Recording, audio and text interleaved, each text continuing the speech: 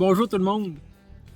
Qui dit l'arrivée des beaux jours, dit probablement le déremisage de notre embarcation pour la prochaine sortie de pêche qui s'en vient bientôt.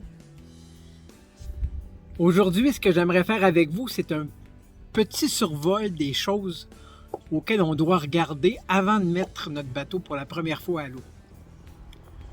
Commençons par l'aspect visuel. Tout dépendant des endroits où on a pu les entreposer, nos bateaux ont souvent de la poussière ou des petits débris qui se ramassent avec l'hiver.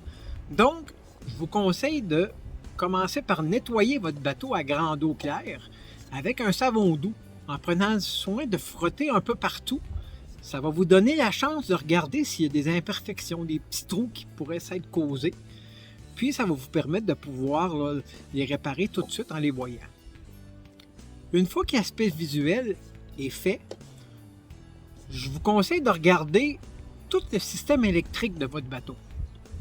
Parce que si vous l'avez mis dans un garage ou dans un tempo, quelque chose comme ça se pourrait que pendant l'hiver, il y a eu des rongeurs qui commencent à justement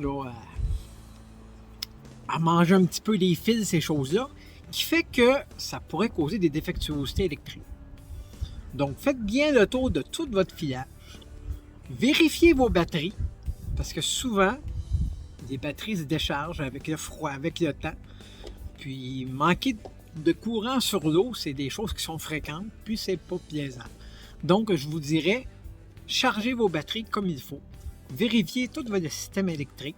Quand on parle de système électrique, on comprend aussi les pompes de cale, on comprend la pompe du vivier, c'est des choses, les lumières, le moteur, si le contact se fait bien quand on démarre la clé. C'est toutes des petites affaires qui ne prennent pas vraiment beaucoup de temps, mais qui sont très importantes à regarder. Je parle du moteur, même chose. Oui, tout dépendant de la grosseur, il y a des choses différentes qu'on peut regarder. Mais juste inspecter des bougies, s'assurer qu'on a assez d'huile dans le pied. C'est des choses qui prennent pas de temps, comme je disais tout à l'heure, mais qui vont vous sauver, du temps. 2, ils vont vous permettre d'offrir le maximum de votre matériel.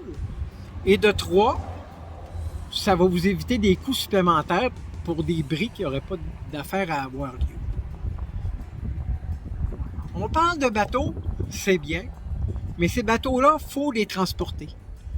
Trop souvent, les gens oublient qu'il y a une remorque qui vient avec le bateau. On va oublier de regarder la pression d'air dans les pneus. On va oublier de regarder est-ce que les essieux sont bien huilés. C'est toutes des choses. Est-ce que le cochon au bout auquel on accroche notre camion, est-ce qu'il fonctionne bien?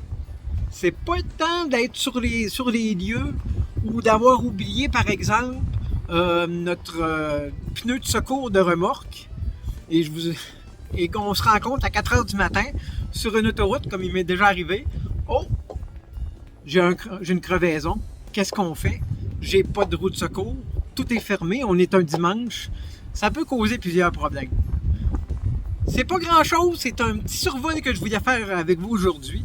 Mais ça vaut la peine de prendre le temps de bien regarder pour garder notre matériel longtemps.